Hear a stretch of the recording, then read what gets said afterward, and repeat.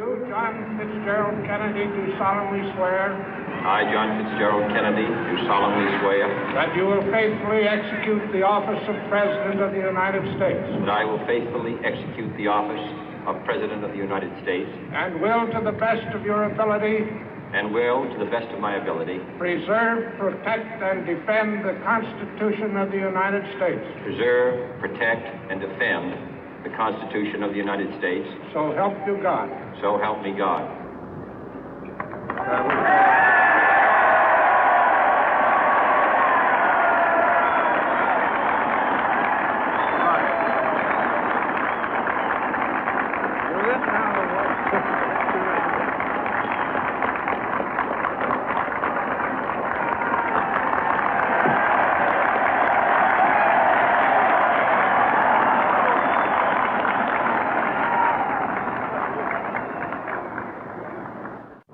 Vice President Johnson, Mr. Speaker, Mr. Chief Justice, President Eisenhower, Vice President Nixon, President Truman, Reverend clergy, fellow citizens.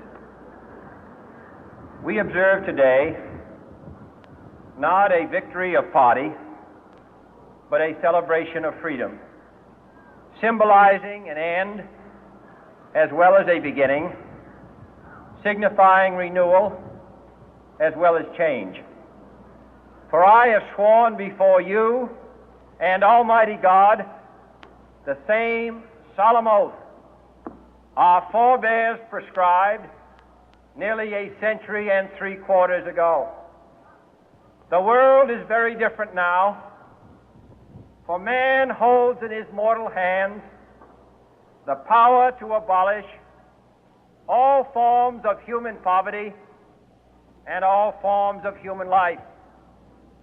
And yet the same revolutionary beliefs for which our forebears fought are still at issue around the globe. The belief that the rights of man come not from the generosity of the state, but from the hand of God. We dare not forget today that we are the heirs of that first revolution. Let the word go forth from this time and place to friend and foe alike that the torch has been passed to a new generation of Americans born in this century, tempered by war, disciplined by a hard and bitter peace, proud of our ancient heritage, and unwilling to witness or permit the slow undoing of those human rights to which this nation has always been committed and to which we are committed today at home and around the world.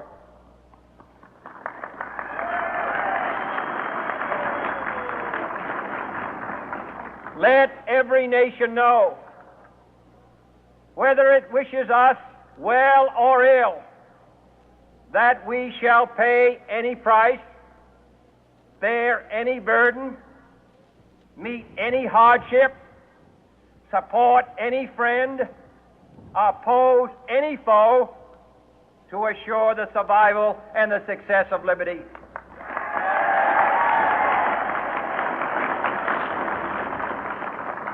This much we pledge and more. To those old allies whose cultural and spiritual origins we share, we pledge the loyalty of faithful friends. United, there is little we cannot do in a host of cooperative ventures. Divided, there is little we can do, for we dare not meet a powerful challenge at odds and split asunder.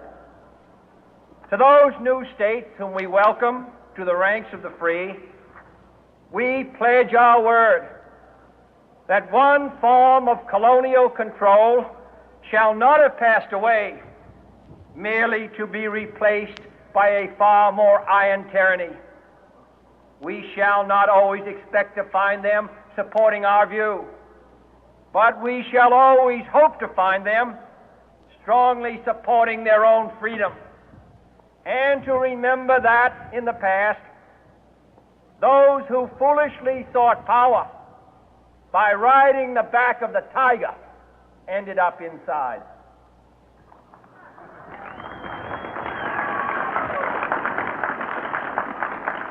To those people in the huts and villages of half the globe struggling to break the bonds of mass misery, we pledge our best efforts to help them help themselves for whatever period is required, not because the communists may be doing it, not because we seek their votes, but because it is right. If a free society cannot help the many who are poor, it cannot save the few who are rich.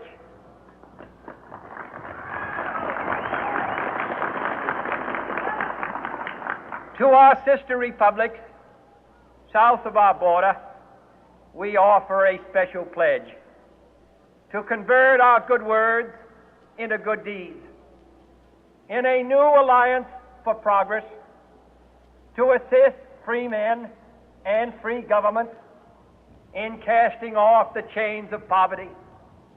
But this peaceful revolution of hope cannot become the prey of hostile powers. Let all our neighbors know that we shall join with them to oppose aggression or subversion anywhere in the Americas. And let every other power know that this hemisphere intends to remain the master of its own house.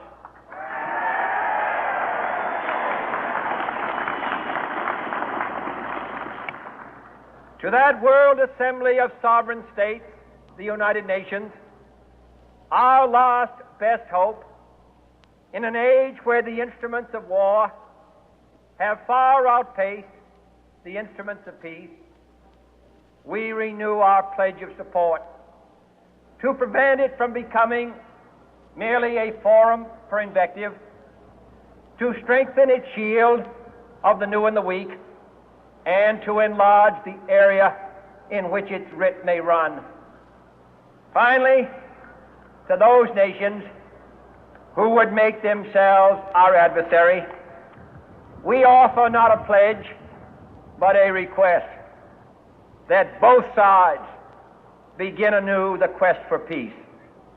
Before the dark powers of destruction, unleashed by science, engulf all humanity in planned or accidental self-destruction, we dare not tempt them with weakness, for only when our arms are sufficient beyond doubt can we be certain beyond doubt that they will never be employed.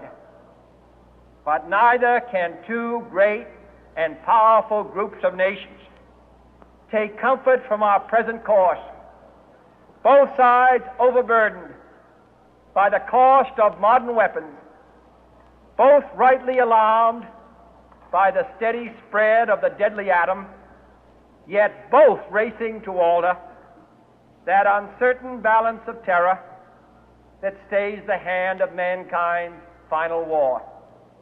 So let us begin anew, remembering on both sides that civility is not a sign of weakness, and sincerity is always subject to proof.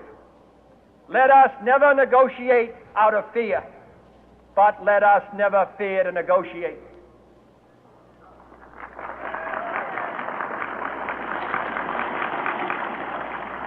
Let both sides explore what problems unite us, instead of belaboring those problems which divide us.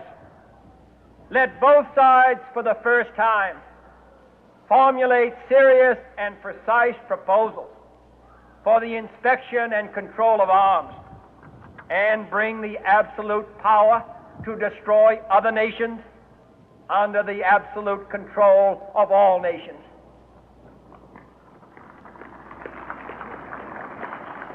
Let both sides seek to invoke the wonders of science instead of its terrors. Together, let us explore the stars, conquer the deserts, eradicate disease, tap the ocean depths, and encourage the arts and commerce. Let both sides unite to heed in all corners of the earth the command of Isaiah to undo the heavy burden and let the oppressed go free. And if a beachhead of cooperation may push back the jungle of suspicion, let both sides join in creating a new endeavor, not a new balance of power, but a new world of law, where the strong are just and the weak secure and the peace preserved. All this will not be finished in the first 100 days, nor will it be finished in the first 1,000 days, nor in the life of this administration, nor even perhaps in our lifetime on this planet. But let us begin.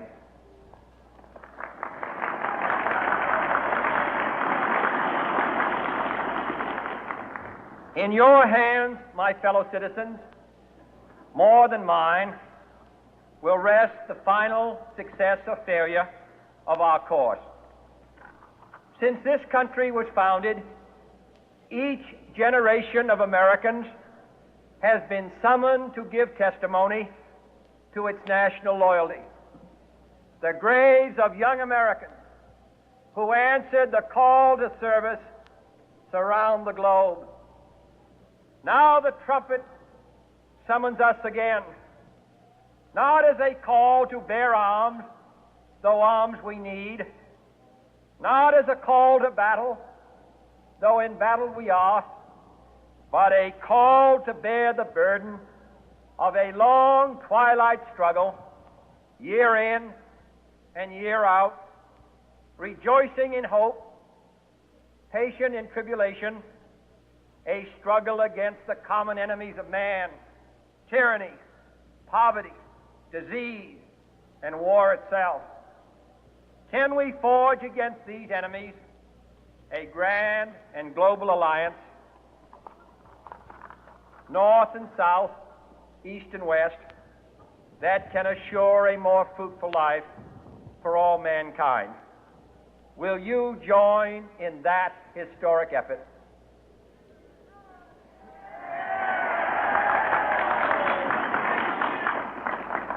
In the long history of the world, only a few generations have been granted the role of defending freedom in its hour of maximum danger.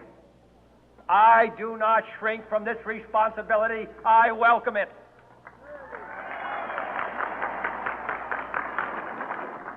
I do not believe that any of us would exchange places with any other people or any other generation.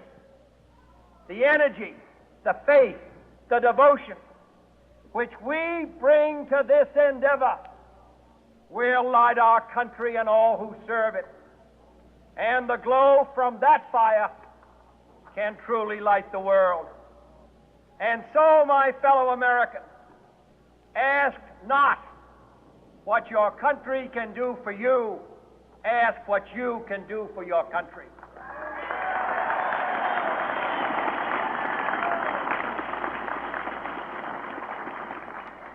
My fellow citizens of the world, ask not what America will do for you, but what together we can do for the freedom of man.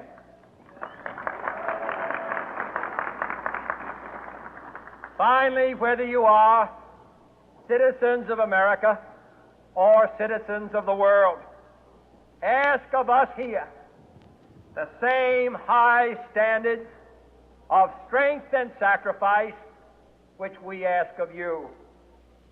With a good conscience, our only sure reward, with history the final judge of our deeds, let us go forth to lead the land we love, asking His blessing and His help, but knowing that here on earth God's work must truly be our own.